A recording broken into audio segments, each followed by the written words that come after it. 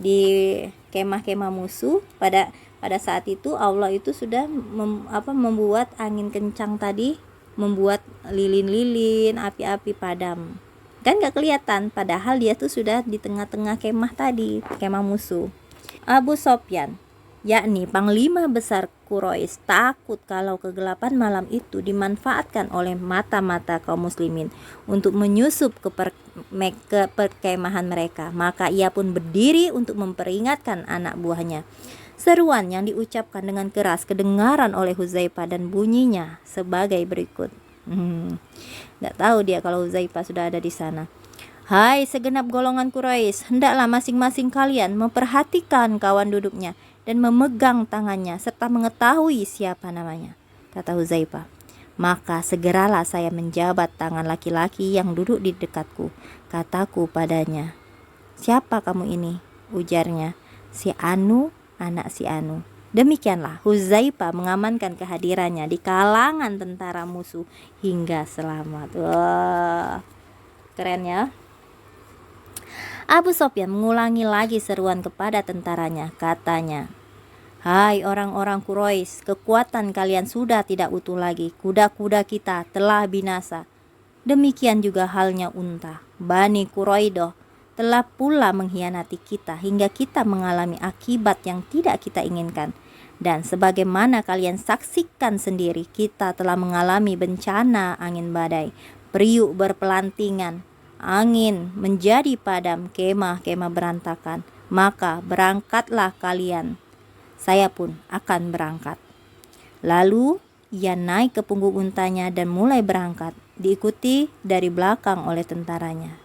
Kata Hudzaifah, Quraisy kan masih kafir, Abu. Iya, dalam kondisi gelap karena takut dikepung tadi kan oleh mata-mata. Kata Hudzaifah, kalau tidaklah pesan Rasulullah kepada saya agar saya tidak mengambil suatu tindakan sebelum mendahuluinya lebih dulu, tentulah saya bunuh Abu Sofyan itu dengan anak panah. Tapi kan dia cuma disuruh untuk matai, pengen tahu kan Rasulullah. Kemudian Hudzaifah pun kembali kepada Rasulullah dan menceritakan keadaan musuh dan menyampaikan berita gembira itu. Barang siapa yang pernah bertemu dengan wajah Hudzaifah dan merenungkan buah pikiran dan hasil filsafatnya serta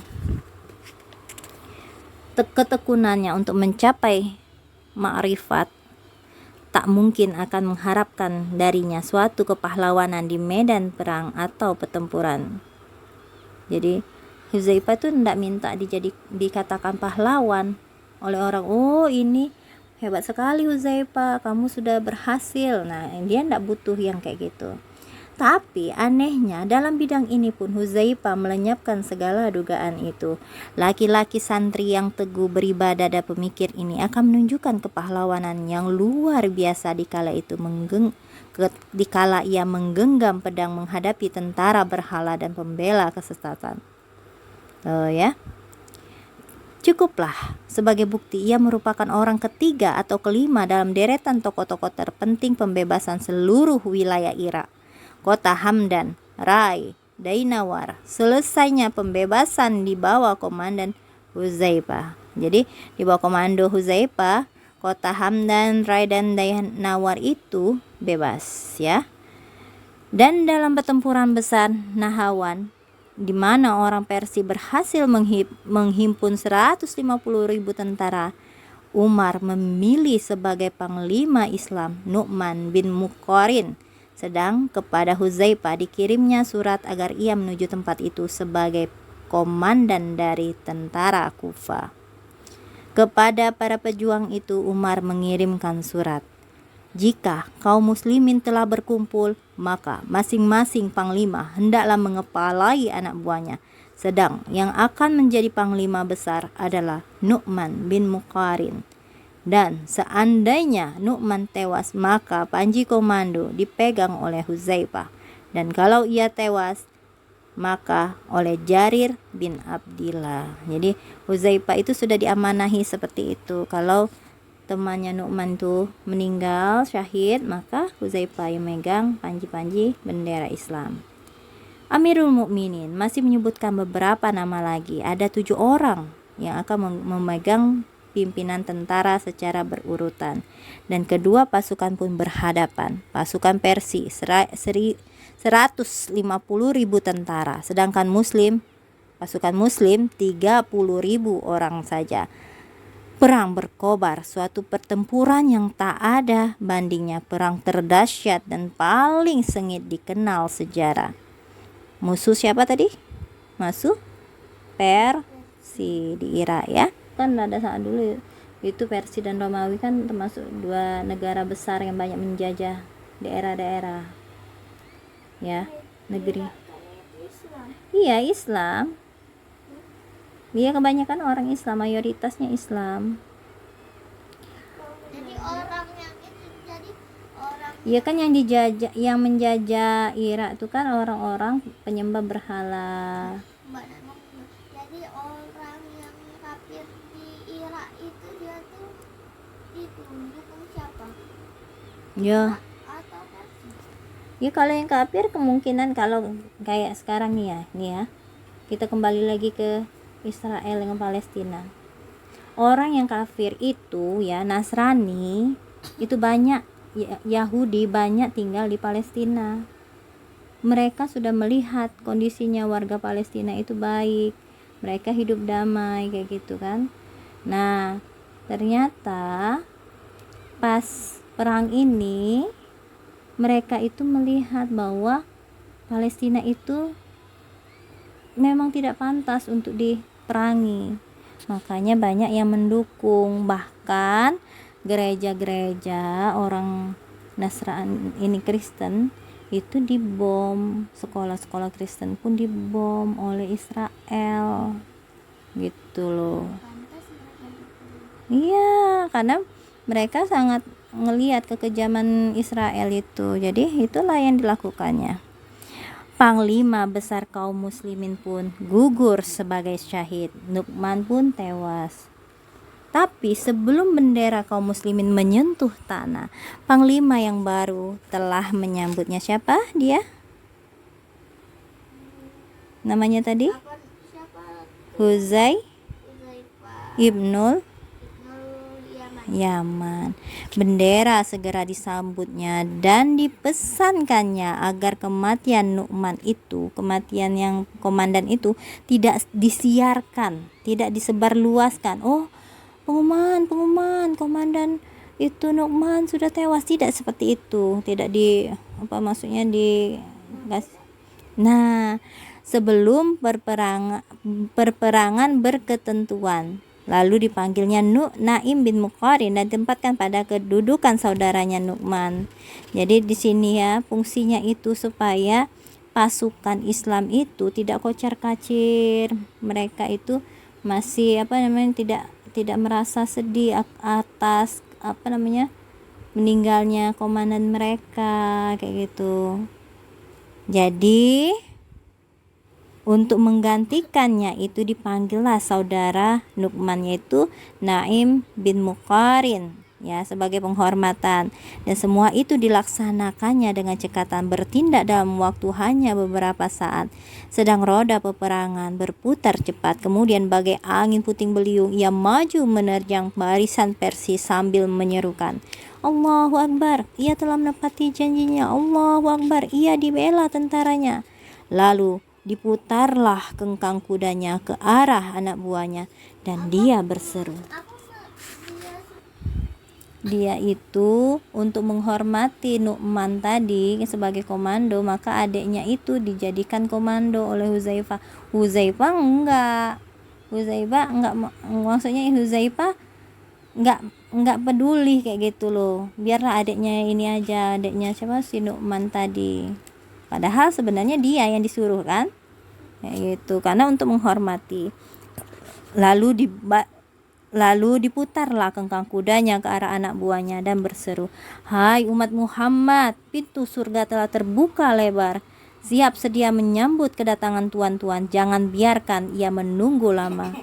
Ayo wahai pahlawan Badar, majulah pejuang-pejuang Uhud, Khandaq, Tabuk. Dengan ucapan itu Hudzaifah telah memelihara semangat tempur dan ketahanan anak buahnya. Jika tak dapat dikatakan telah menambah dan melipat gandakan semangatnya. Dan kesudahannya perang berakhir dengan kekalahan pahit bagi orang Persia, suatu kekalahan yang jarang ditemukan bandingannya. Jadi berakhir dengan kemenangan Islam. Padahal Persia itu 150.000, sedangkan orang Islam hanya 30.000.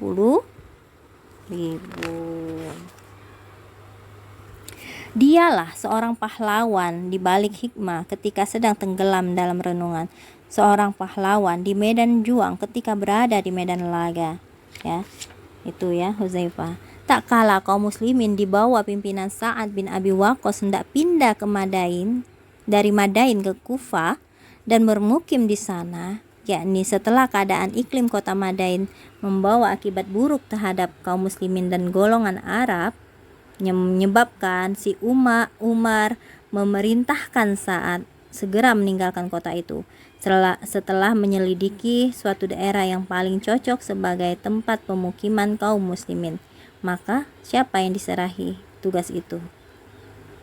Abu Hudzaifah ibnul Yaman, yang pergi bersama Salman bin Ziyad guna menyelidiki tempat yang tepat bagi pemukiman baru.